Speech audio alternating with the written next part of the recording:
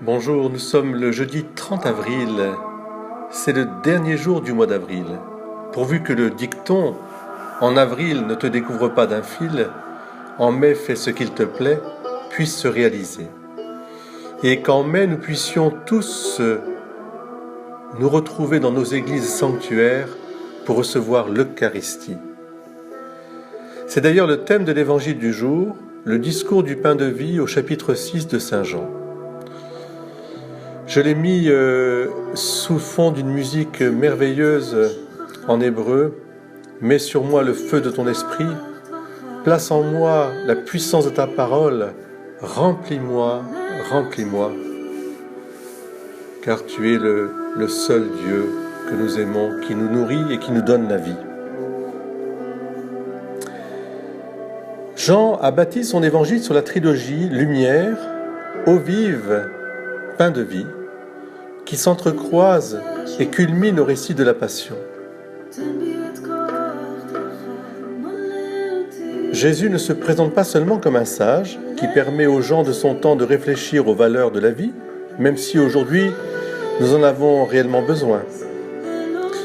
Jésus s'affirme comme le Fils envoyé du Père pour apporter la vie éternelle et la résurrection des corps au dernier jour, en se donnant lui-même en nourriture. Jadis, dit-il, dans le désert, Dieu avait nourri son peuple avec la manne, signe de son amour. Et maintenant, c'est moi qui vais vous nourrir en donnant ma propre vie pour que vous ne mouriez pas, mais que vous ayez la vie éternelle. Disant cela, il réalisait ce que le livre de la sagesse avait annoncé. Dieu a distribué à son peuple une nourriture d'ange en lui dispensant du ciel un pain tout préparé, capable de procurer toute saveur, adapté et adaptable au goût de tous et de chacun, manifestation de la douceur qui est la sienne à l'endroit de ses enfants. Vous trouvez ça au chapitre 16 du livre de la sagesse, vers les versets 20-21.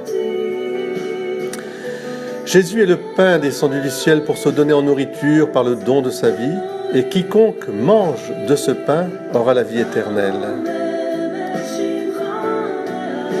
Je voudrais non pas opposer la manne et l'Eucharistie, mais au contraire tirer une belle leçon de vie de la manne pour que nous vivons mieux encore l'Eucharistie.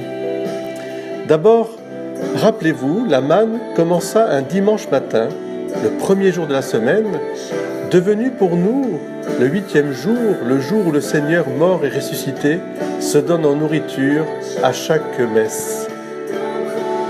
D'autre part, elle se doublait le vendredi pour permettre le Shabbat, c'est-à-dire de consacrer son temps à se nourrir spirituellement à la prière, moyen de se rapprocher de Dieu et de lui demander le pain quotidien et tout le reste. L'Eucharistie, parce que présence réelle de Jésus-Christ, réalise parfaitement ce double effet de nourriture et de proximité divine.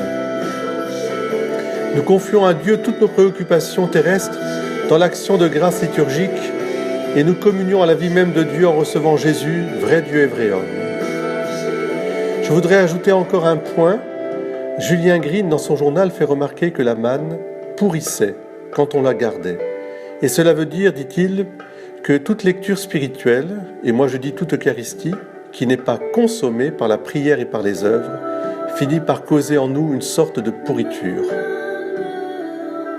J'espère que ces quelques mots fortifieront en vous l'amour et le désir de l'Eucharistie et nous rapprocherons aussi de nos frères et sœurs juifs qui vivent aussi le pain de vie chaque Shabbat avec 2 pains, symbole de la manne, posés sur un apron, symbole de la rosée.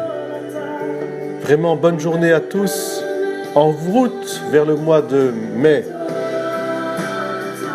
Oui, tu es grand et digne de louange. Ô toi, Dieu, qui se fait nourriture pour nous.